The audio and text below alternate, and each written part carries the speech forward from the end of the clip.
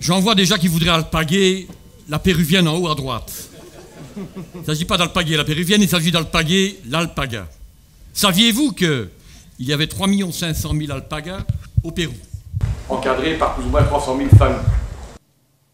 3 500 000, 85% de la population mondiale. Je parle bien d'alpaga. Je ne parle pas de guanaco, vigogne, lama. Le lama, tout le monde connaît. Surtout depuis que le capitaine Haddock s'est fait cracher à la figure par l'un d'entre eux. Je parle bien d'alpaga, à savoir, pour me résumer, le mouton des Andes. Car en effet, l'alpaga est surtout élevé pour sa laine. Tout le monde le sait, la laine, c'est chaud. La laine, c'est d'autant plus chaud qu'elle est fine. Et bien entendu, plus elle est fine, mieux elle est payée. Donnons un ordre de grandeur. 2,50 € le kilo de laine d'alpaca là-bas au Pérou. Un alpaca, ça produit 2 à 3 kg de laine par an.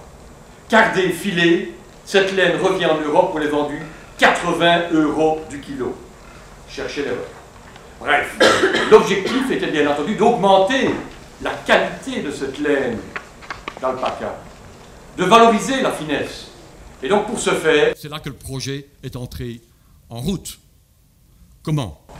Eh bien, on a voulu valoriser effectivement l'expertise à nul autre pareil de nos collègues péruviens, que je salue au passage, de façon à leur donner les moyens optimaux pour aller plus loin dans la compréhension, la sélection. Car en effet, qui dit projet dit sélection. Sélection des meilleurs individus, ceux qui ont la laine la plus fine. Pour ce faire, il s'agit de faire des prélèvements, examiner au microscope, mesurer le diamètre, identifier les meilleurs. Quand on a identifié les meilleurs, il faut les reproduire. Je vous passe les détails, prélèvement de sperme, examen, conditionnement de ce sperme. Au passage, les femelles alpacas ont bien de la chance, puisqu'une saillie d'alpaca dure à peu près 30 minutes. Bien. Une fois que cela est fait, bien sûr, il faut contrôler les résultats au moyen d'échographe. Le projet est venu leur donner les éléments nécessaires à quoi? À franchir avec bonheur toutes ces étapes. Outre cet aspect technique qui leur ont permis d'accroître leur connaissance et leur expertise, le projet leur a permis aussi de développer leur valeur académique au travers de publications, au travers de communications à des congrès nationaux ou internationaux.